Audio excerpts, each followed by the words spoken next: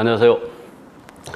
자, 법령 시간 오늘 이론 요약 마지막입니다. 주택임대차보호법 나갈 차례죠. 교재 146쪽입니다. 교재 순서에 따라서 그냥 가볼까요, 한번? 주택임대차보호법인데 민법하고 우리하고 겹치고 있죠, 지금. 자, 이 주택임대차보호법은 1981년도 이제 서민들의 주거생활 안정을 위하여 이 법이 제정 시행이 됩니다. 그래서 우리는 실무니까 적용 범위가 어떻게 되느냐 이해해 두셔야 돼요. 이건 적용 범위는 일단은 계약 시를 기준으로 합니다. 계약 당시의 실사용, 주택임대차라면 모두 이 법에 보호가 돼요. 자, 그러면 계약 당시 실제 주거용으로 쓰면 되니까요. 이 부분이 이 주택이 미등기 건물이든 무허가 주택이든 아무 상관이 없습니다. 그대로 적용이 되고 있고요. 자, 그러나 주된 부분을 주거용으로 써야 돼요. 일부를 영업용으로 써도 상관이 없습니다. 그래서 주된 부분은 주거용으로 쓰면 된다. 미등기 전세가 있지 않습니까? 이게 채권적 전세라고 부르죠. 미등기 전세에도 이 법에 적용이 있죠. 일반적으로 전세금만 주는 거. 그러나 일시사용 주택임대차임이 명백하네요. 뭐 민박이나 콘도를 얘기하는데 이런 데는 적용이 없어요. 그리고 이 법은 서민들의 주거생활 안정을 위한 법이니까 임차인이 법인인 경우는 원칙적으로 적용이 없는 걸로 보입니다. 이게. 그런데 예외인 법인이 있다는 걸 주의해야 돼요. 적용되는 예외인 법인이 우리 LH공사 있죠? 한국토지주택공사. 여기 이제 적용이 되고 있고요. 그 다음에 지방공기업법에 의한 지방공사가 있죠? 적용되고 있고, 마지막으로 중소기업기본법에 따른 중소기업이 있어요. 그래서 이 세 개의 법인은 일단 적용이 된다. 그러니까 토지공사가 주택을 임차해갖고 서민들한테 다 시세를 놓습니다. 그러면 토지공사는 보호를 받아요. 여기 중소기업도 마찬가지로 소속 직원들의 그 주거용으로 쓰기 위해서 만약에 임차를 했다. 중소기업이. 그러면 그 직원이 입주하고 집노를 하게 되면 중소기업이 대항력, 확정일자 찍게 되면 우선 변제권을 취득합니다. 그래서 보호되는 법인이 있다는 걸 주의하고. 자, 그 다음에 이제 이거 외국인에 대해 적용되게 있죠? 외국인. 그대로 적용이 되고 있고요. 그 다음에 이 법은 적용 범위에 있어서 보증금 제한 규정이 없어요. 그러니까 보증금이 10억이 됐던 20억이 됐던 전면적인 적용이 일단 됩니다. 자, 그래서 적용 범위, 우리 실무니까 이런 거 주의해 주시고요. 자, 그 다음 이제 교재 순서가 대항 요건 및 대항력 발생 시기 일어났죠, 지금. 자, 그래서 이제 대항력을 보도록 하겠습니다. 주택임대차법 대항력. 이 대항력에 대한 부분인데, 이거는 임대차의 효력을 임대인이 아닌 제3자에게도 주장할 수 있는 거죠. 이게 이제 대항력이에요. 그럼 임차인이 대항력을 갖추면 대항 요건을 갖춰야 되는데, 이 대항 요건은 주택의 인도를 받아요. 그리고 주민등록을 합니다. 그러면 이제 대항 요건을 갖춘 거예요. 인도는 이 주택에 입주를 했다는 얘기고, 그 다음에 주민등록은 전입신고한 때 있는 것으로 본다 그랬죠. 그래서 이 두 가지를 갖추게 되면 임차인이 대항력을 취득합니다. 그럼 대항력은 언제서부터 취득하냐면 다음 날이죠. 다음 날 0시서부터 취득한다는 게 우리 대법원의 태도예요. 그럼 이때 주민등록은요, 그 이 주택에 임차인이 거주하고 있던 걸 공시하는 거예요. 그래서 주민등록은 주택의 현황과 정확히 일치가 돼야 됩니다. 그래서 이 주민등록 관련 사례는 이제 민법 시간에 공부하시는데, 우리 쪽에 제일 잘 물어봤던 게 그겁니다. 다세대 다가구 주택. 다세대는 공동주택이죠. 그러니까 다세대주택의 경우는 이때는 동호수까지 주민등록을 정확하게 일치시켜야 됩니다. 근데 다가구는 공동주택이 아니고 단독주택이기 때문에 지번까지만 전입을 해도 유효한 주민등록이 된다는 겁니다. 이 점 이해해 주시고, 그 다음에 임차인이 직접 본인이 전입을 안 하고 배우자나 자녀만 전입을 했잖아요. 그래도 이거 적법 주민등록으로 인정했죠. 그래서 이 정도 이제 감 잡아두시고요. 자세한 내용은 이제 민법 시간에 그 판례의 태도를 공부하실 겁니다. 그래서 대항력은 다음날 0서부터 이제 인도와 주민등록 갖추면 발생한다. 그럼 예를 들어서 6월 25일 날 입주와 주민등록 전입을 했던 거예요. 그럼 임차인은 6월 26일 0시서부터 대항력을 취득한다는 얘기죠. 그럼 이 주택의 양수인은 임대인의지를 그대로 승계하게 됩니다. 그래서 이 점 잊으시고, 자, 그러면 이제 대항력권 및 대항력 발생 시기를 봤고요. 대항력이 인정이 되는 법인은 일단 말씀드렸습니다. 미리. 그래서 이 세 개의 법인은 인정이 된다고 그랬죠. 그 다음에 이제 경매에 의한 임차권의 소멸이 나옵니다. 지금 147조 가고 있어요. 그러면 우리 임차권은요, 경매가 진행이 되잖아요. 그러면 일단은 임차권을 일단 소멸합니다. 그래서 임차권은 경락에 의하여 소멸한다 그랬죠. 낙찰이 되면. 다만 보증금 전액이 반환되지 아니한 대항력이 있는 임차권은 그러하지 아니하다 그랬어요. 그럼 임차인이 대항력이 있거든요. 그럼 임차권은 소멸한다 안 한다? 소멸하지 않는다. 이 얘기입니다. 그래서 이제 임차주택에 대한 경매가 진행되면요. 임차권을 일단 소멸합니다. 다만 보증금 전액이 변제되지 않은 대항력이 있는 임차권. 이건 소멸하지 않겠죠. 자, 그래서 이제 그 정도 이해를 해 두시고요. 양수인은 임대인지를 승계한다고 했어요. 그래서 대항력을 취득했잖아요. 그럼 이 주택의 양수인은 임대인지를 그대로 승계한다고 말씀드렸고요. 이제 우선 변제권으로 넘어갑니다. 그러면 이 우선 변제권은 말이에요. 경매나 압류부동산 공매시효만 문제가 되죠. 보증금 회수에 관한 문제니까. 그러니까 우선 변제권은 그겁니다. 개념이 후순위 권리자죠. 임차인이 자기보다 뒤로 오는 권리자, 기타 채권자의 우선하여 보증금을 변제받을 수 있는 권리.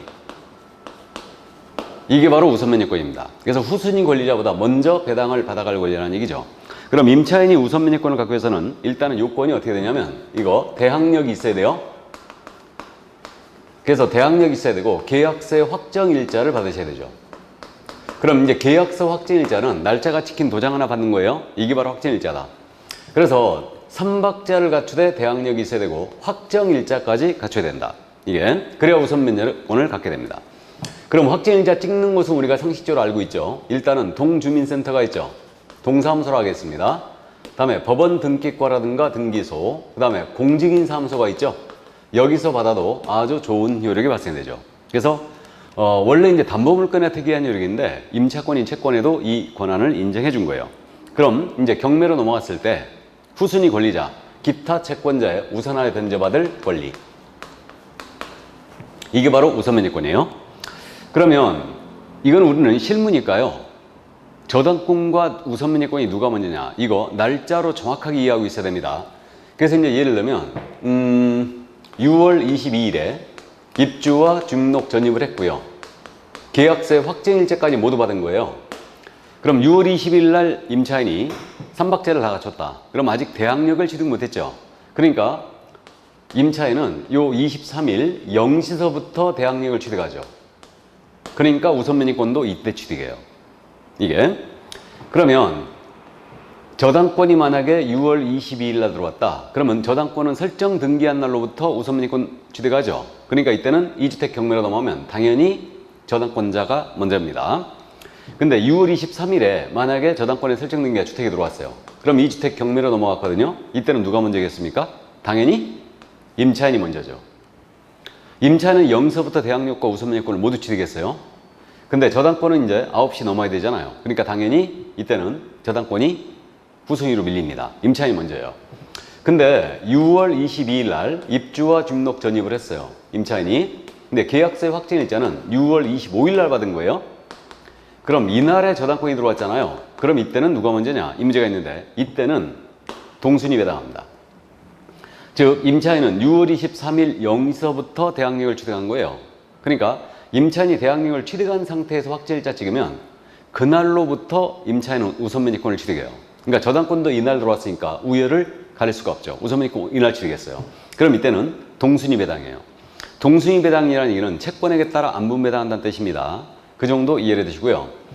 그래서 우리는 실무기 때문에 이런 날짜로 정확하게 이해하고 있어야 되는데 그러니까 우선 변제권은 3박자를 갖추되 임차인이 대항력이 있어야 된다.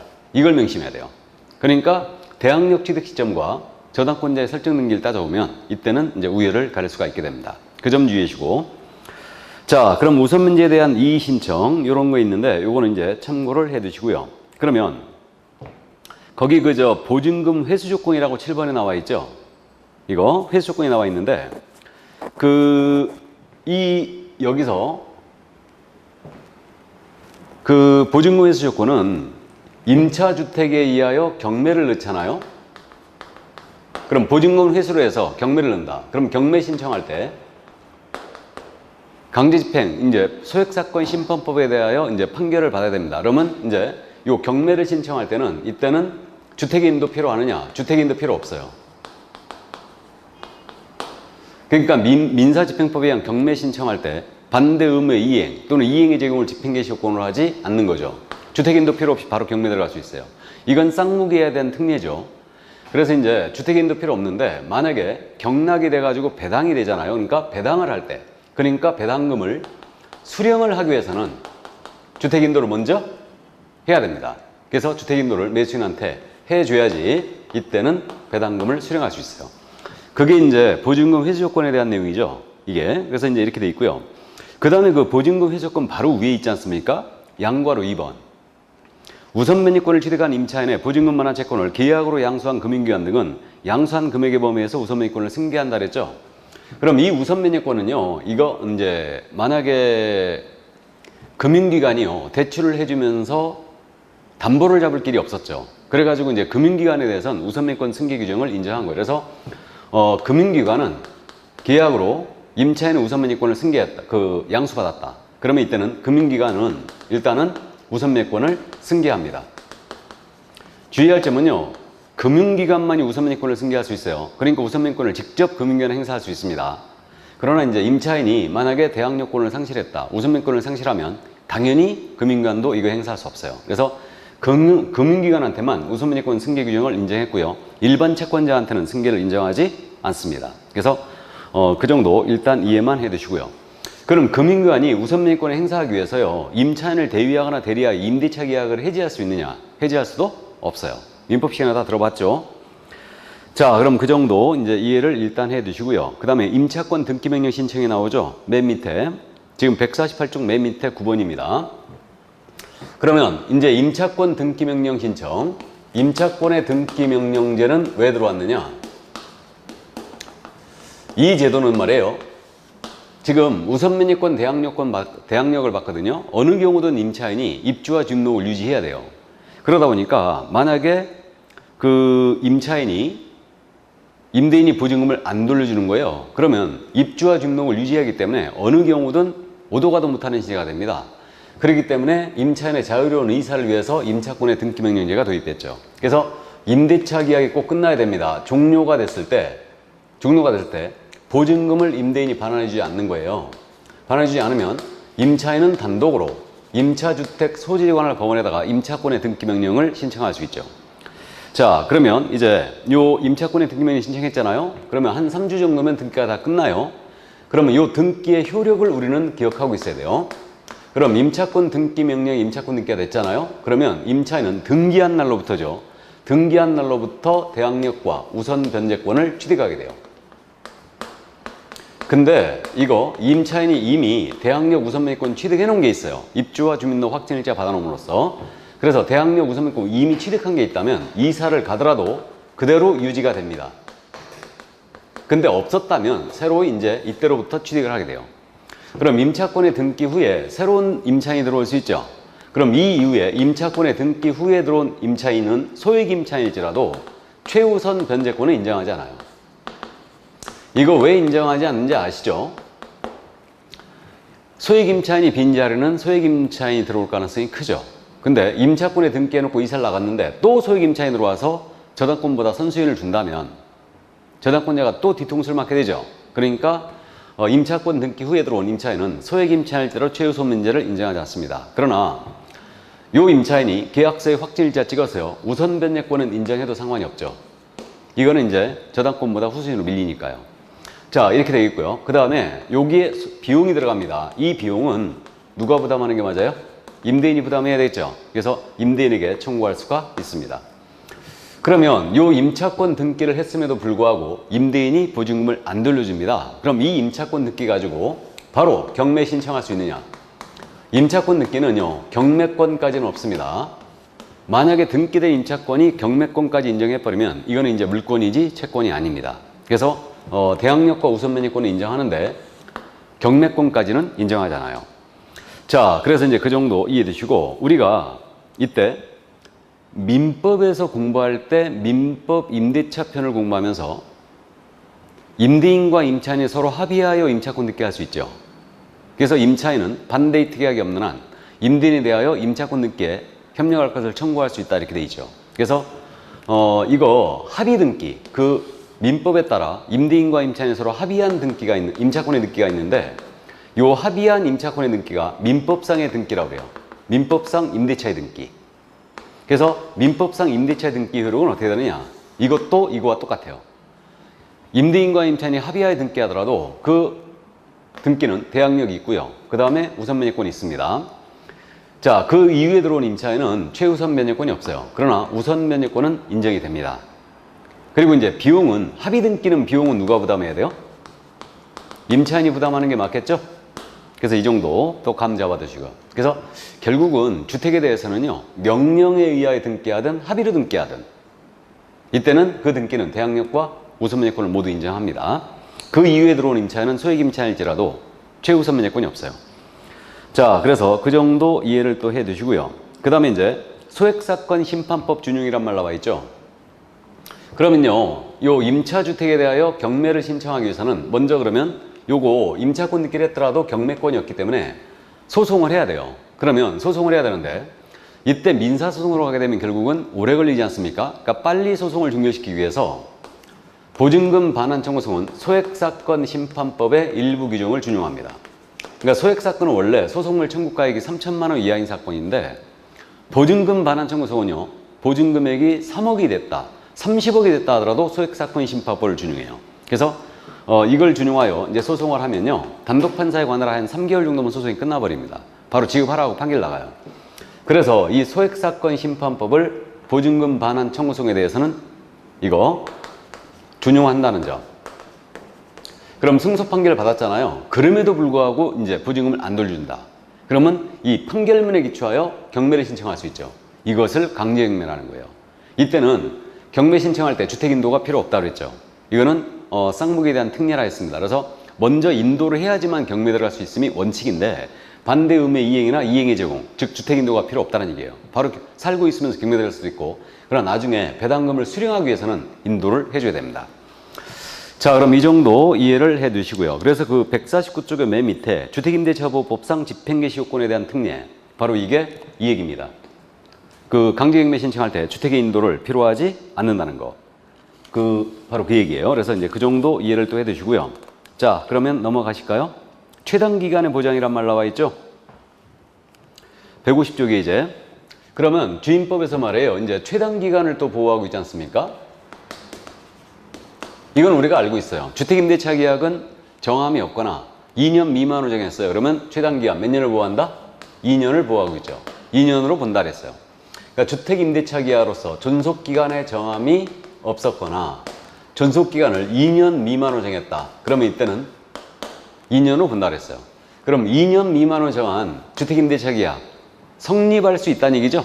성립은 가능합니다. 성립은 가능한데 요 2년 미만을 정한 기간의 유효를 누구만 주장할 수 있다? 기간의 유효를 임차인만 주장할 수 있죠. 임대인은 2년 부장해야 되니까요. 그래서 이 정도 이제 이해해 두시고요. 자, 그 다음에 이제 법정갱신, 계약의 갱신이란 말 나와 있죠. 그러니까 이게 묵시갱신인데 이 묵시갱신을 다른 말로 법정갱신이라고 해요. 그럼 묵시갱신이니까 아무 얘기 없었다는 얘기인데 임대인이에요. 임대인은 계약 만료 전 6월에서 1월까지죠.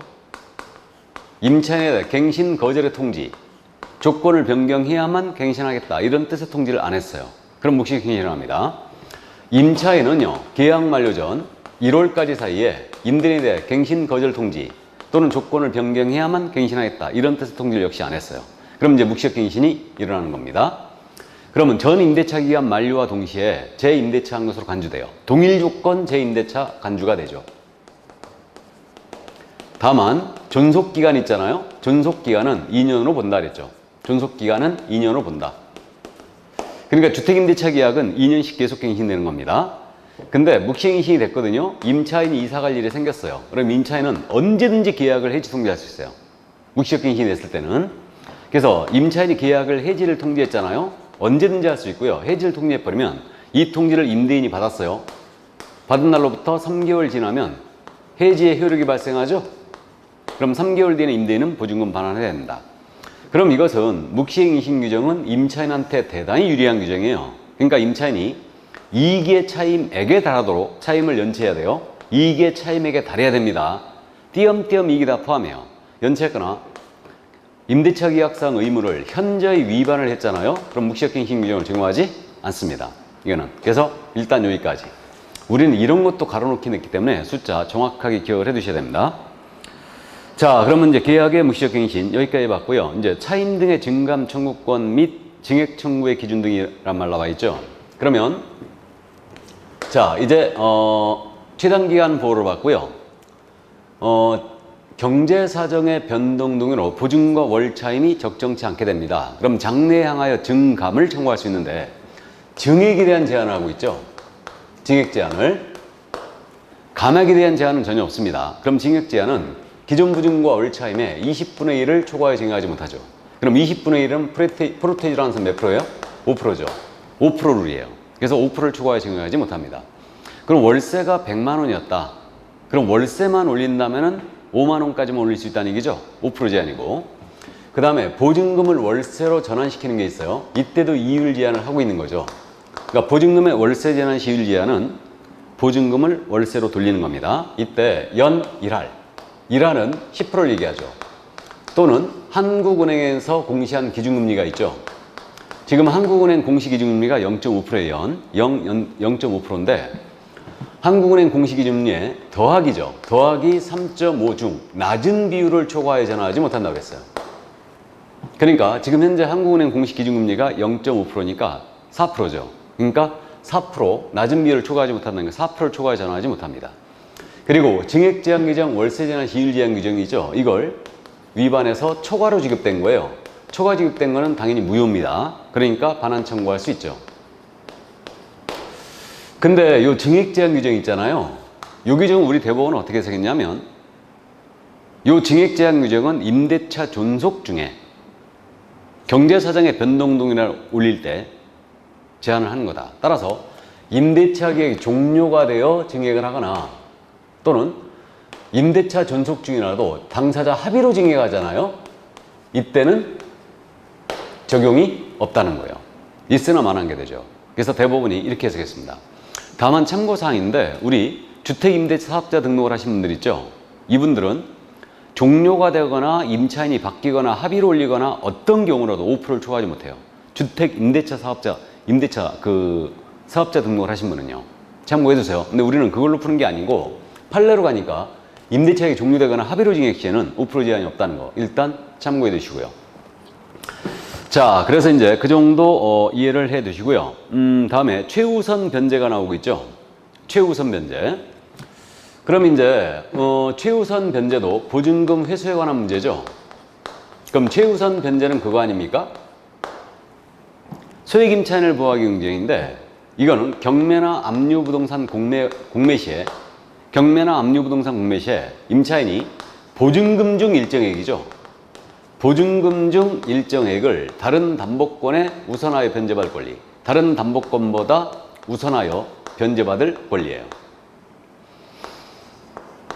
자, 이건데 주의할 점은 뭐냐면요. 지금 우선 변제권이 있지 않습니까? 우선 변제권은 후순위 권리자로 출발하고 있죠. 이건 우선 변제권이에요. 근데 최우선 변제권은 주의할 점이요. 보증금 중 일정액으로 출발하고 있다는 거죠. 이게 그래서 보증금 중 일정액으로 출발하면 이건 최우선 변제권. 후순위 권리자 기타 채권자로 출발하면 이건 우선 변제권이에요. 그래서 이제 그 점을 주의하시는데 우리 주임법, 상임법 어디를 뒤져봐도 최우선 변제란 말 없어요. 그러니까 이제 이렇게 표현했을 때도 알아보셔야 됩니다. 보증금 중 일정액으로 나오면 이건 최우선 변제다. 자, 그렇게 이해하시고요. 임차인이 최우선 변제를 받기 위해서는 그 요건이 어떻게 되냐면 일단 대항 요건 갖춰야 돼요. 대항 요건, 입주와 주민등록을 갖추라는 얘기죠. 그래서 이걸 갖춰줘야 되고요.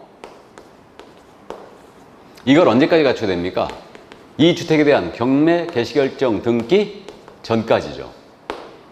그러니까 주택에 대하여 경매가 진행이 됐는데도 불구하고 등기가 됐어요. 경매, 개시결정 등기가 됐는데 그 후에 들어온 임차인에게도 최우선 변제 인정해버리면 임대인이 허위의 소액 임차인 만들 수 있죠. 그리고 저당권자에게 피해를 줄 우려가 있기 때문에 이렇게 경매, 개시결정 등기 전까지 입주와 주민등록 갖춰놔야 돼요. 그 다음에 보증금이 소액 보증금이어야 됩니다. 이게 그러면 계약서의 확정일자는 최우선 변제 요건이 아니에요. 그러니까 확정일자라는 것은 우선 변제권의 요건일 뿐이에요. 그럼 이제 소액 보증금의 범위가 어떻게 되냐면 이거는 서울특별시예요. 서울특별시에는 보증금이 1억 천 이하야 돼요. 1억 천 이하라면 여기서 3,700까지는 최우선 면제 해줍니다. 그 다음에 서울을 제외한 과밀억제 원역 있죠. 여기는 보증금이 1억 이하예요. 1억 이하 임차인으로서 3,400까지는 최우선 면제 해줍니다. 그 다음에 광역시 있지 않습니까? 광역시는 보증금이 6천만 원 이하인 경우에 2천만 원까지는 최우선 면제 해줘요. 그 다음에 이제 기타 지역이죠. 기타 지역은 5천만 원 이하라면 1,700까지는 최우선 면제 해줍니다. 그래서 그렇게 되는데 일단은 서울 정도는 기억해 두셔야 됩니다. 그래서 이제 1억 1천만 원 이하라면 서울은 3,700까지는 최우선 면제 해주는 거예요. 그러니까 지역별로 보증금액이 이 금액이 넘어서면은 아예 최우선 면제가 안 된다는 얘기예요. 안 된다는 얘기고 이 금액 이하로 왔을 때는 요 정도 3,700까지는 최우선 면제 해주겠다는 거예요. 그 얘기입니다. 그리고 이제 최우선 변제 해주는 금액 있죠. 이 금액은 낙찰대금이에요. 총 낙찰대금에서 2분의 1 범위 내에서만 최우선 변제를 인정해 줍니다. 2분의 1 범위 내에서만. 이건 선순위 저당권자를 보호하기 위함이죠.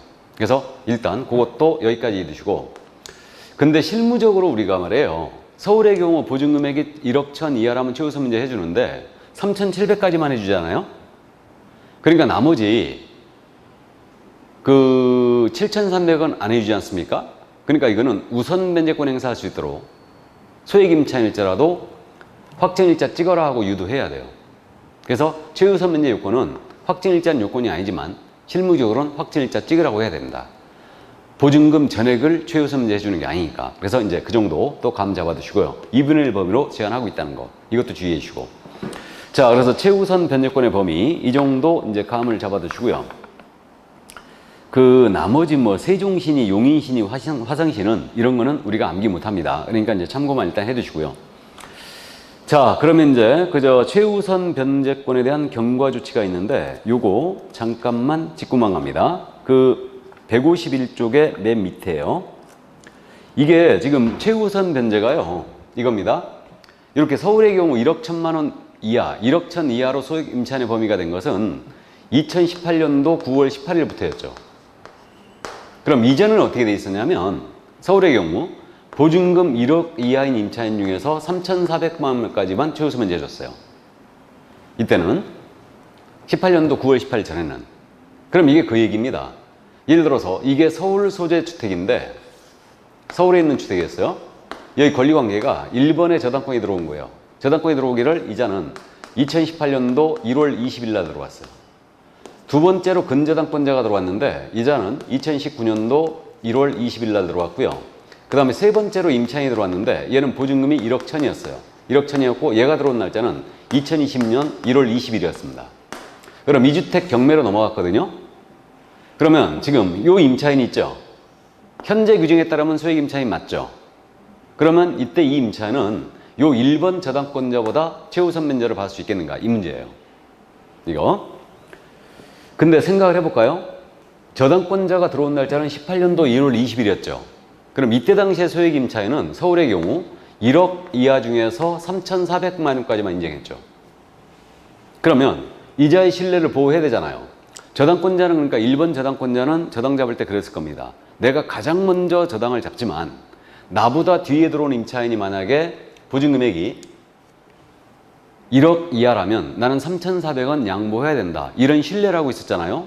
근데 주택임대차보호법이 개정된 거예요. 이게 시행령이 개정되면서 소액임차인의 범위가 늘어난 거예요. 그래서 이제 1억 1천만 원인데 현재는 그러면 1억 1천만 원 임차인한테도 저당권자가 양보해야 되느냐. 이자의 신뢰를 보호해야 되죠. 그렇기 때문에 결국은 이 임차인은 이 주택 경매로 넘어왔을 때 1번 저당권자보다는 최우선 면제를 못 받습니다. 이 저당권자의 눈에는 이 임차인은 소액 임차인으로 안 보이는 거예요. 이게. 근데 2번 근저당권자 보세요. 2번 근저당권자는 19년 1월 20일 날 들어왔죠. 그럼 이때 당시에는 소액 임차인이 1억 1천이었죠. 그러니까 2번 근저당권자에 앞서서는 최우선 면제를 받을 수 있어요. 이건 실무적으로 대단히 중요한 내용이에요. 그렇기 때문에 결국은 현재 주택임대차보호법령에 따르면 소액 임차인일지라도 선순위 담보권자의 관계에서 최우선 변제를 받을 수 없는 경우가 있을 수 있다. 그러니까 우리는 실무적으로 소액임대차 중개할 때는 반드시 저당권 설정일 당시에 소액임차인의 범위가 어떻게 되는가를 꼭 따져봐야 돼요. 그래갖고 이제 소액임차인한테 이거 브리핑을 해줘야 됩니다. 그래서 이 정도 감 잡고요.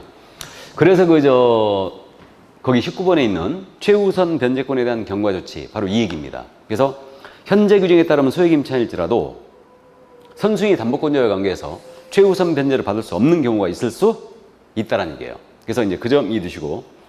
자, 다음 임차권의 승계란 말 나와 있죠.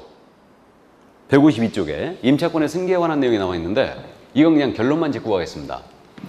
그 임차권 승계에 대한 것은 사실혼 배우자를 보호하기 위해서 이 규정이 들어온 거예요. 그래서 임차인이 사망한 경우에 상속인 없이 사망했어요. 상속인 없이 사망한 경우에 가정 공동 생활을 하고 있었던 사실상의 혼인관계에 있는 자 있죠. 사실혼 배우자. 그러니까 사실혼 배우자는 부부와 똑같은 생활하고 있는데 어떤 사이로 혼인신고 못한 부부를 얘기해요.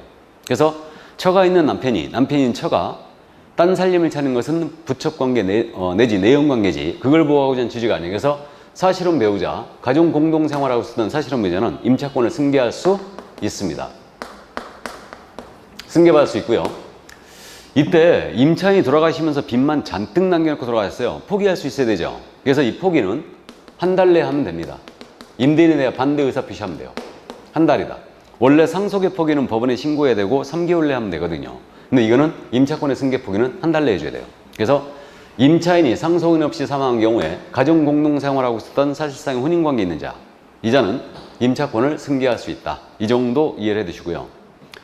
그 다음에 이제 그 주택임대차 표준계약서 사용이란 말 나와 있죠. 그래서 주택임대차에 대한 표준계약서가 있거든요. 표준계약서가 있는데 이거는 주택임대차 표준계약서는 누가 정할 수 있냐면요. 법무부 장관이에요. 법에는 담당 장관이 있거든요. 담당 장관이 있는데 주택상가 임대차보호법은 담당 장관이 법무부 장관이에요. 추미애 장관. 그래서 법무부 장관입니다. 그렇기 때문에 주택임대차에 대한 표준계약서는 법무부 장관이 정하여 사용을 권장할 수 있는데 특이한 점이 이 법무부 장관이 정한 표준계약서를 우선적으로 사용한다라고 돼 있죠. 이거는 우선적으로 사용한다. 서면으로 임대차 계약할 때는. 다만 당사자가 합의로 이 표준계약서를 사용하지 아니하기로 합의했다. 그럼 이때는 사용할 의무는 없습니다. 그래서 일단 이 정도 이해해 주시고, 그러면 주임법의 주요 내용이 지금 여기까지 다 봤는데 나머지 기타 내용, 빠진 내용을 잠깐만 정리하면요. 이건 참고해 두시는데 주택임대차 분쟁조정위원회가 있어요.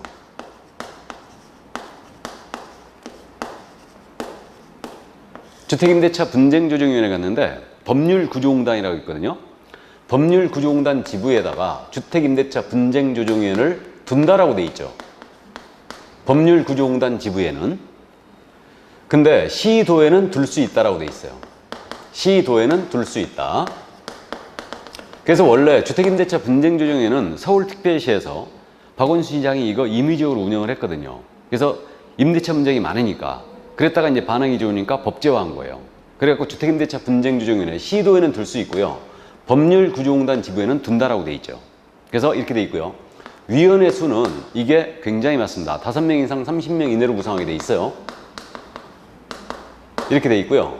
그 다음에 위원회 수 5명 이상 30명 이내고요. 그 위원장은 판사, 검사, 그 다음에 변호사 출신 6년 이상 재직 겪는 임자 중에서 호선하게 돼 있어요. 근데 임기도 지금 특이한데 우리가 위원회는 임기들이 전부 다 위원들이 2년이었거든요. 이건 3년이에요 또. 3년으로 돼 있고 이제 1회 연임할 수 있습니다. 이렇게 돼 있고요. 임기가 3년이다. 그 다음 분쟁조정 신청했잖아요. 그럼 60일 내에 분쟁조정을 조정을 하게 돼 있어요. 60일 내에 하게 돼 있는데 다만 이제 30일 연장할 수 있는데, 만약에 분쟁조정안이 나왔잖아요. 나오면 7일 내에 서면으로 당사자가 수락의 의사표시를 안 했잖아요.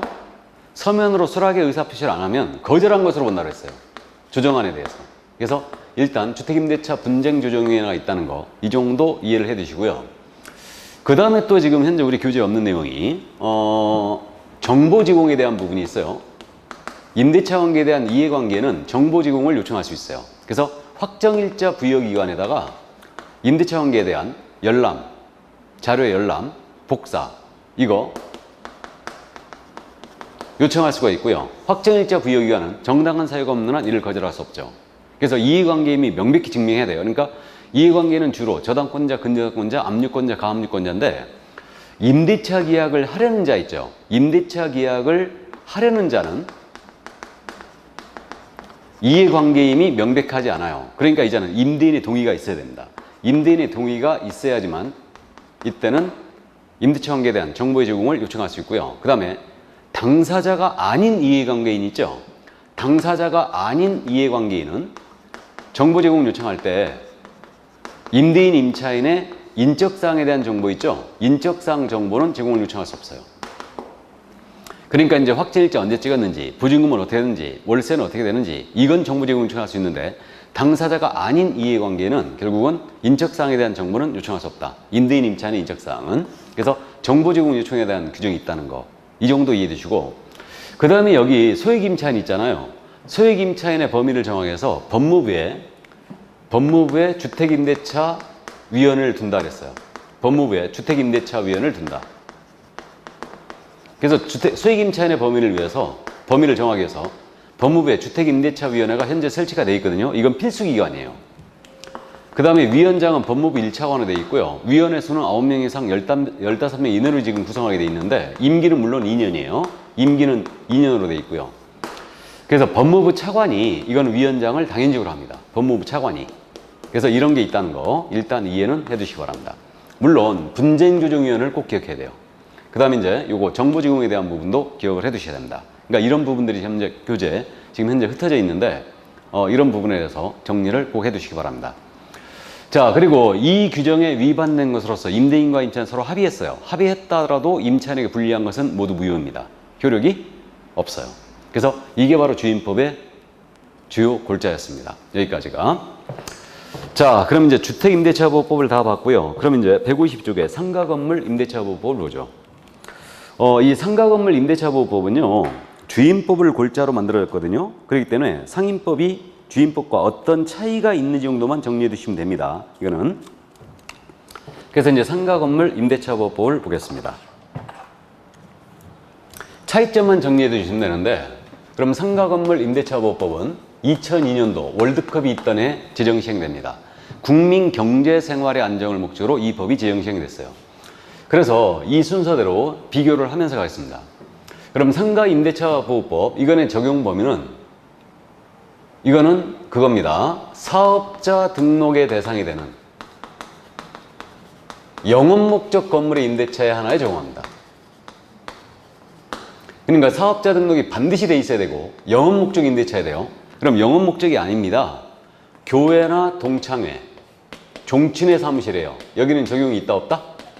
없어요. 그리고 이제 민법 판례 시간에 도금공장 사건 기억할 거예요. 그러니까 순수 제조공장이라든가 창고, 여기는 적용이 없다는 거죠. 다만 이런 순수 사실행위와 더불어 이제 공장, 창고와 더불어 영리 목적 활동이 같이 이루어진다. 이때는 적용이 된다는 거죠. 또 근데 순수 제조공장이라든가 보관 창고는 적용이 없습니다. 자, 그래서 이제 이 정도 이해하시고 교회, 동창회도 절대 적용이 안 되죠. 그래서 교회는 영업 목적이 절대 아닙니다. 그러면 미등기 상가 전세예요. 적용되겠죠? 사업자 등록이 되고 영업 목적이면 돼요. 주된 부분은 영업료로 써야 됩니다. 그 다음에 미등기 상가 전세 적용됩니다. 일시사용 상가 임대차 적용이 없습니다. 그래서 일시사용 상가 임대차는 주로 이제 땡처리라는 장소를 많이 얘기하는데 일단 거기는 사업자 등록이 안 돼 있을 가능성이 커요. 그래서 어쨌든 일시사용 상가 임대차는 적용이 없고요. 그 다음에 임차인이 이거는 법인인 경우도 적용되는 걸로 저는 해석하고 있는데 일부 극소수의 경우가 이것도 법인에게는 임차인이 적용이 안 된다. 임차인이 법인이 적용이 안 된다. 이런 견해가 일부 있어요. 이 법은 특이하게 상가는요. 보증금 제한이 있다는 거죠. 이걸 주의해야 돼요. 그래서 보증금액이 지역별로 일정 금액을 초과하면 아예 적용이 없어요. 근데 주임법은 보증금 제한이 없었죠. 그럼 지역을 네 군데로 역시 나눴는데 서울특별시는 보증금액이 9억을 초과하면 안 돼요. 서울을 제외한 과밀억제 권역 있죠. 뭐 수원이라든가 과천이라든가 성남 이런 데들 과밀억제 권역은 여기는 보증금액이 6억 9천을 초과하시면 안 됩니다. 다음에 과밀억제 권역 이거 나머지 광역시예요. 광역시는 5억 4천 이걸 초과하면 되고요. 기타 지역이잖아요. 기타 지역은 3억 7천만 원을 초과하면 안 돼요. 자, 이렇게 돼 있고요. 인천광역시 같은 경우는 지금 과밀억제 권역이죠. 그래서 이제 인천광역시 과밀억제 권역 일부가 들어갑니다. 그래서 이렇게 되고요. 광역시 있는 군지역들 있죠. 이건 전부 다 기타 지역으로 내려가요. 광역시 있는 군지역들은 전국에 있는 군은 전부 다 기타로 내려갑니다. 그리고 요 금액을 정할 때 상가는 월세 있지 않습니까? 월세에다 곱하기 배가요 합산하게 돼 있어요. 이걸 환산합산 보증금이라고 해요. 환산합산 보증금. 그래서 월세에다 곱하기 배가라의 한 합계액이 이 금액, 지역별로 요금을 넘어서면 아예 보호하지 않겠다는 취지예요. 일단은. 그럼 예를 들어서 서울 소재 상가 임대차예요. 보증금액이 5억이었어요. 월세가 500만 원 있었던 거예요. 그럼 이 임차에는 환산하면 10억이 됐죠. 적용된다 안 된다? 안 된다라는 얘기죠. 이게 그 얘기예요. 그래서 일단 상가 임대차 보호법은 기본적으로 보증금 제한을 하고 있다는 거죠. 그래서 이 점을 일단 주의를 해 주시고요. 자, 그러면 이 숫자 우리는 기억해야 되거든요. 이건 암기를 서울은 9억 금방 기억했어요. 그 다음에 이거 6954죠. 과밀역적 원역 광역시는 6954. 6954고 37이에요. 그래서 9억, 6954, 37 이렇게 기억합니다. 자, 그래서 이제 이렇게 이제 기억을 해 보시고요. 월세 곱하기 배가라에 합계하게 돼 있다. 그 다음에 대항력의 구조. 두 법이 똑같죠.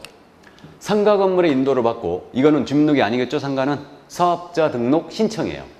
사업자 등록을 신청하면 다음 날서부터 대항력을 취득합니다. 그럼 이 상가의 양수인 임대인 의지를 그대로 쓴 게예요. 사업자 등록증을 받은 때가 아니에요. 사업자 등록을 신청하면 그 다음 날서부터 대항력을 취득한다.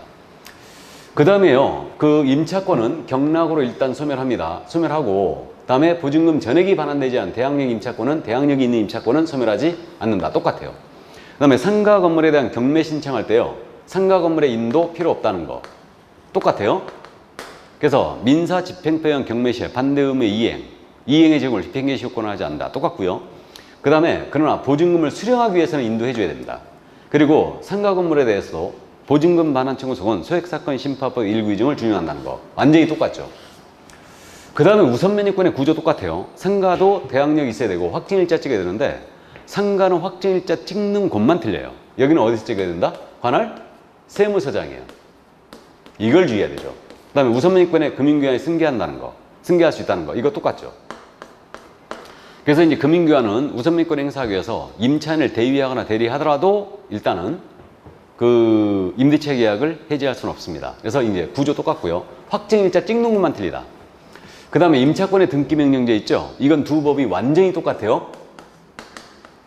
그래서 임대차 계약이 종료됐을 때 반환받지 못한 임차인은 단독으로 상가 소재지관이나 법원에 신청할 수 있고요.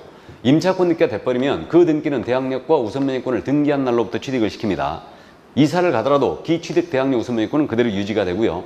그 이후에 들어온 임차인은 물론 소액 임차일지라도 최우선 면역권은 없어요. 우선 면역권은 인정하죠. 확정일자 찍었다면. 비용은 임대인에게 청구 가능하고요. 물론 경매권 없습니다. 똑같고요. 그 다음 이제 민법상 합의 등기, 상가 임대차 보호법이 적용되잖아요. 적용이 되면 보증금 제한에 들어왔다는 얘기예요. 들어왔을 때는 합의한 등기, 물론 이 등기 효력, 대항력 우선 면역권 다 있습니다. 그 다음에 이제 이거 최단기간 보호 있잖아요. 알고 있잖아요. 최단기간 보호, 상가는 몇 년? 1년이죠. 정함이 없거나 1년 미만으로 정했다. 그럼 1년으로 본다고. 1년 미만으로 정한 상가 임대차 계약 성립할 수 있어요. 근데 그 효력을 임차인만 임차인만 그 유효함을 주장할 수 있고요. 묵시갱신 있죠. 묵시갱신인데 임대인만 계약 기간 만료 6월에서 6일까지 갱신 거절 통지 등 안 하면 묵시갱신을 하고요. 임차인에 대한 규정은 없어요. 그 다음에 동일 요건 재임대차 간주가 되는데 존속 기간은 1년으로 본다죠. 그럼 묵시갱신이 된 경우에 임차인은 언제든지 계약의 해지를 통지할 수 있고요. 임대인이 통지했잖아요. 임차인이 통지했잖아요. 그럼 임대인이 받는 날부터 3개월 지나면 효력 발생하는 거 똑같아요. 요 규정은 없죠. 그러면 상가는요, 묵시갱신 규정까지 똑같이 있는데 왜 임차인에 대한 규정이 다 빠졌을까? 그 이유는 상가는 계약 갱신 요구권이 있어요. 계약 갱신 요구권은 임차인의 권리예요. 그래서 임차인이 계약 만료 전 6월에서 1월까지 사이에 임대인에 대한 갱신을 요구했잖아요. 그럼 임대인은 정당한 사유가 없는 한 이를 거절할 수 없어요. 그러니까 정당한 거절 사유가 8가지가 있는데 임차인이 3개 차임액에 달하도록 차임을 연체했거나 임대차 계약상 목적물에 대하여 고의, 중과실 파손했어요. 이런 경우는 거절할 수 있어요. 또 임의 전대 양도를 했어요. 거절할 수 있고요. 쌍방 합의하에 상당한 보상을 했어요. 또 일부나 전부가 멸시를 했어요. 일부나 전부가 멸실이 되어 임대차 목적을 달성할 수 없다. 또 임대차 계약 당시에 이거 재건축할 거다. 대부분 철거를 했거나 고지했거나 그 다음에 노후화 등으로 안전상 사고의 우려가 있어요. 그래갖고 재건축하거나 대부분 철거하겠다. 그러면 이런 경우들은 거절할 수 있습니다. 그래서 이렇게 일부 멸실, 대부분 철거 이때는 거절할 수 있다. 일부 철거 갖고는 안 되는 거예요. 그래서 이제 감 잡아두시고 그러면 이러한 갱신 요건은요. 최초를 포함하여 최초 임대차 기한을 포함하여 10년을 초과하지 않는 범위 내에서 인정을 하죠. 그럼 이렇게 갱신용으로 갱신된 임대차는 어떻게 되느냐? 전 임대차와 동일한 조건 재임대차가 간주가 되는데 단 보증금과 월 차임 있죠. 대통령령이 정한 범위에서 증감을 청구할 수 있죠. 그러니까 임차인의 갱신용으로 받아들이되 보증금이나 월세 올릴 수 있다는 얘기죠? 이 얘기예요. 그럼 보면은 묵시의 갱신의 경우는 같은 기간인데 지금 임대인이 6월에서 1월까지 사이에 거절 통지했어요. 임차인은 갱신을 요구했습니다. 둘이 딱 부딪혔거든요. 거절 사유가 없는 한 누가 이긴다? 당연히 임차인이 이기죠. 그렇게 됩니다. 자, 그럼 그 정도 이제 감만 잡아두시고요. 갱신 요건이 상가인에 있다. 주임법은 현재 없어요. 없고요. 그 다음에 이제 증액 제한 규정 있지 않습니까? 이거 두 법이 이제 요거 숫자만 틀릴 뿐 증액 제한은 똑같아요. 기존 보증과 월 차임에 이건 100분의 5의 금액을 초과할 수 없다 그랬죠. 그러니까 5% 제한이에요. 물론 감액에 대한 제한은 없습니다. 증액 후 1년 내는 다시 증액하지 못한다는 거, 계약 후 1년 내는 다시 증액하지 못하는 거 다 똑같죠. 그 다음에 이제 월세 제한 비율 제한 규정은 상가는 연 1할 2푼이에요. 그러니까 12%죠. 12% 또는 한국은행 공시 기준금리죠. 이건 곱하기예요. 곱하기 4.5죠. 4.5배 중 낮은 비율을 초과할 수 없다 그랬으니까 곱하기 4.5예요. 주임법은 더하기 3.5죠. 이거 한국은행 기준금리에다가 이렇게 돼 있고요. 그 다음에 이제 초과 지급된 거는 당연히 반환 청구할 수 있습니다. 그 다음에 이제 최우선 변제권 있잖아요. 구조 똑같죠. 확정일자는 요건이 아니고 대항 요건을 이 상가에 대한 경매 등기 전까지 갖춰줘야 됩니다. 그 다음에 소액보증금의 범위인데 역시 지역을 네 군데로 나눴죠. 서울특별시는요. 상가는 6,500만 원 이하야 돼요. 이 중에서 2,200까지는 최우선 면제줍니다. 서울을 제외한 과밀 억제 권역이에요. 여기는 5,500만 원 이하라면은 1,900까지는 최우선 면제줍니다. 그 다음에 광역시잖아요. 여기는 3,800만 원 이하라면은 1,300까지는 최우선 면제줘요. 그 다음에 기타 지역은 3,000만 원이죠. 이하라면 1,000만 원까지는 최우선 변제를 해줍니다. 그리고 최우선 면제 해주는 금액은 역시 주임법과 똑같이 낙찰대금의 2분의 1 범위 내에서만 인정을 해주고 있죠. 근데 상가는요, 마찬가지로 인천광역시는 과밀로 올라가고 군지역들, 광역시는 군지역은 전부 다 기타로 내려가는데 상가는 소액임차인을 정할 때에도 월세에다 곱하기 배가요 합산하게 돼 있어요. 그래서 상가는 언제나 월세를 따지거든요. 그래서 이제 주임법과 비교하면 이것도 좀 차이가 있는데 서울 소재 주택임대차예요. 임차인이 보증금이 1억 1천에다가 월세가 100만 원 있었어요. 그래도 이 임차인은 소액임차인이에요. 근데 상가는요. 서울 소재 상가임대차로 보증금 6,500에다가 월세가 단돈 5만 원만 있어도 최우선 면제 임차인이 되지 않습니다. 곱하기 배가에 합산하게 돼 있으니까. 이해되시죠? 그럼 잠깐 따져볼까요? 서울 소재 상가 임대차인데 보증금이 2천만 원이었어요. 임차인의 월 차임이 45만 원 있었어요. 소액 임차인 맞나요? 맞죠? 딱 들어왔잖아요, 지금. 6,500 됐잖아요. 이 상가 경매 넘어왔어요. 최우선 면제 받을 수 있는 게 얼마다?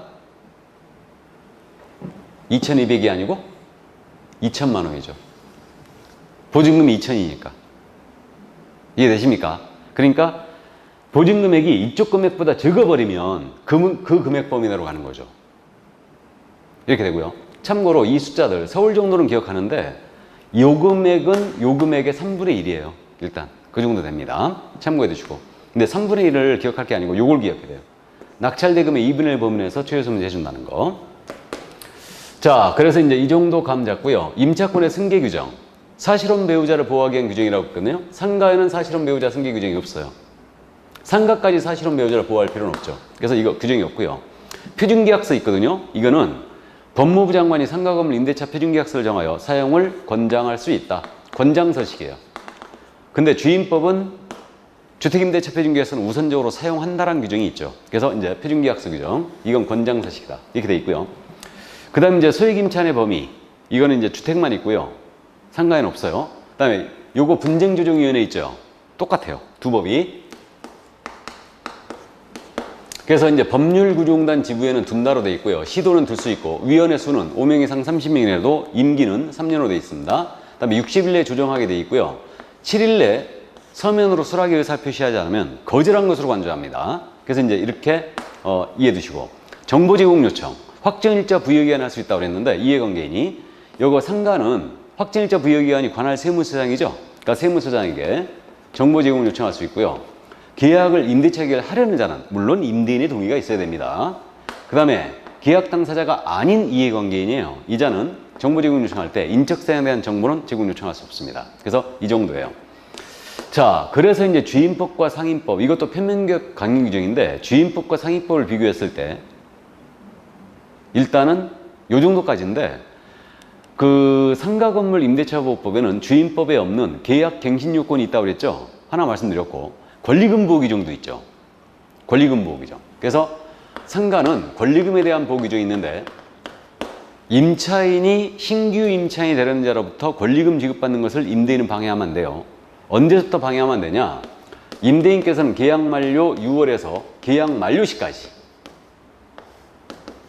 임차인이 권리금을 지급받는 것을 방해하는 것을 안 됩니다. 그래갖고 방해 유형이 쭉 정리되어 있거든요.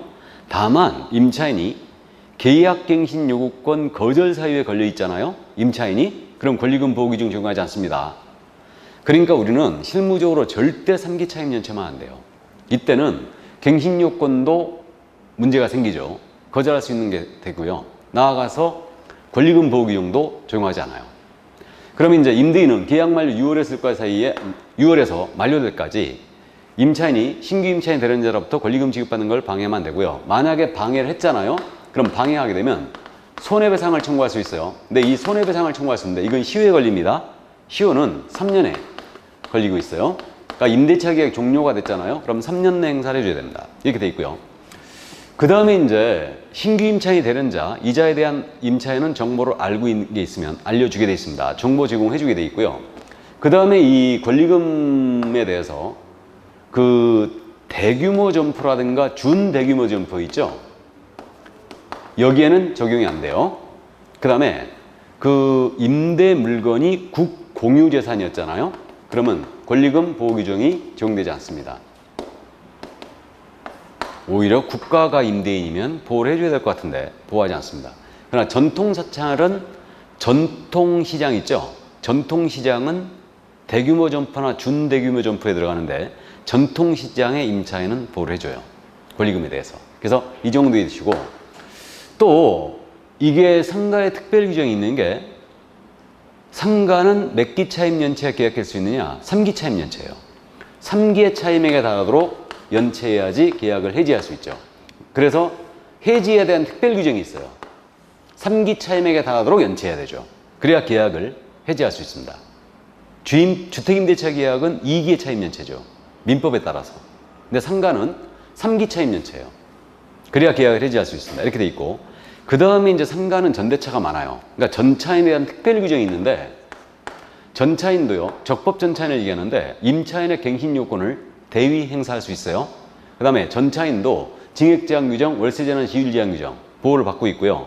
이 전차인도 일단은 3기 차임 연체하지 계약을 깰 수 있어요. 그렇기 때문에 전차인에 대한 보호 규정이 있다는 거 이해해 두시고요. 그래서 이제 상가에는 특별히 권리금에 대한 보호 규정과 3기 차임 연체 시효 규정, 갱신 요건 규정이 더 있다는 거, 전차인에 대한 특별 보호 규정이 있습니다. 자, 그럼 이제 상가를 전부 다 주임법과 비교하면서 정리를 해봤는데, 여기서 교재 저기를 잠깐 보시죠. 거기 그 교재 153쪽으로 다시 돌아와요. 거기 그저 맨 위에 서울특별시 9억 원, 부산광역시 과밀억정 원역 6억 9천, 광역시는 5억 4천, 그 표 밑에 참고라고 있죠. 그 부분 잠깐 보시죠. 상가는 환산보증금이 일정액을 초과한 임차인에게도 계약갱신 요구, 갱신 시 차임과 보증금 증감 청구, 차임연체 시 임대인의 계약 해지권,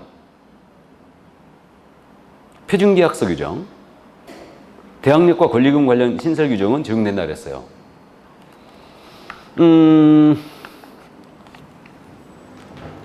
보세요. 상가는 기본적으로 보증금 제한을 하고 있다고 그랬어요. 적용 범위에. 그럼 요 금액을 지역별로 넘어서면 아예 보호 안 하겠다는 얘기예요. 그럼 서울 소재 상가 임대차로서 보증금액에다 월세가 500이었다. 그럼 이 임차는 상인법이 적용이 안 되죠. 그런데 요 임차인 보증금 제한을 넘어서도 적용되는 규정이 있어요. 이 임차인에도 보호하는 규정. 이걸 기억해야 돼요. 이거를. 그럼 보증금 제한을 넘어섰더라도 임차인은 어떤 규정을 보호받냐면 일단 대항력 규정. 보호받아요? 그 다음 권리금 보호 규정이 있었죠. 권리금 보호받아요? 또 3기 차임 연체했을 때 계약 깰 수 있다 그랬죠. 3기 차임 연체 시 계약 해지 규정 보호받습니다. 보증금 제한을 넘어서도. 나아가서 갱신요건 있죠, 이거. 계약갱신요건. 갱신요건도 인정을 해줘요. 그 다음에 표준계약서 규정 있죠. 보호를 해줍니다. 그래서 말이에요. 거기 그 참고 부분에 갱신시 차임과 보증매 증감청구라고 돼 있죠, 그거. 그 부분 삭제하세요. 그럼 뭔가 오해의 소지가 있기 때문에 그 부분만 삭제하세요. 갱신시 차임과 보증금 증감청구 이 말. 요 말만 삭제하세요. 조금 그 미스한 것 같은데. 그래서 이거 상가는 그러니까 보증금 제한을 지역별로 넘어서면 아예 보호를 안 하겠다는 취지인데 보증금 제한을 넘어섰더라도 그 임차인은 대항력, 권리금, 3기 차임연체일 때 계약할 수 있다는 거. 그 다음에 계약갱신 요구권, 표준계약서 규정은 보호를 합니다. 그래서 이거 대권, 3기 요구 표준으로 기억하세요. 대권은 3기를 요구하는 게 표준이다. 대권은 3기를 요구하는 표준이다. 꼭 기억을 해두시고 그러면 이 임차인, 보증금 제한을 넘어선 임차인이 뭘 보호를 못 받는데 존속기간 보호 받아요, 못 받아요? 못 받죠. 우선 면역권 보호 안 되죠. 확정일자 찍어도 소용없어요. 보증금 제한 넘어서면. 그 다음에 임차권 느낌이 적용 안 됩니다. 그 다음에 이거 최단기간 보호도 안 하죠. 이거. 그 다음에 이제 묵시갱신. 이런 것들 당연히 적용 안 합니다. 근데 이제 물론 갱신 요건이 있기 때문에 일단은 뭐 큰 의미는 없는데 징액제한 규정, 월세 이율 제한 규정 이런 건 보호 안 해요. 보호 안 합니다. 그러니까 결국은 대권 3기 요구 표준. 제가 개인적으로 봤을 때 상가에서 가장 중요한 내용이 이 내용이에요. 그러니까 보증금과 월세에 따라서 적용되느냐 안 되느냐, 적용되느냐 안 되느냐 손님한테 브리핑해야 됩니다. 그래서 대권 3기 요구 표준으로 기억하세요. 대항력, 권리금, 3기 연체 시해지 규정, 그 다음에 갱신요건, 표준계약서 규정, 대권 3기 요구 표준이다. 대권은 3기를 요구하는 게 표준이다. 이렇게 기억하세요. 그래서 이거는 이제 보호를 받아요. 그러니까 전국에 있는 상가 임차인 전부 다 대항력 있어요. 갱신요건이 있습니다. 권리금 보호합니다. 3기 차임 연체에서 계약할 수 있어요. 표준계약서 규정은 사실 의미 없는데 그래서 우선 면역권이 없다는 거죠. 보증금 제한 넘었으면. 확정일자 찍어도. 나가서 증액 제한 이런 거 보호 안 해요. 나가서 등기명령제 이런 거 없습니다. 보호 안 합니다. 그래서 이제 이 정도 이해를 꼭 해두시고요. 자, 그래서 상인법과 주인법을 서로 비교하면서 간략하게 다 살펴봤습니다. 그럼 다 봤고요. 그럼 조금 쉬었다가 이제 경매 및 공매를 나가도록 하겠습니다. 잠시 쉬죠.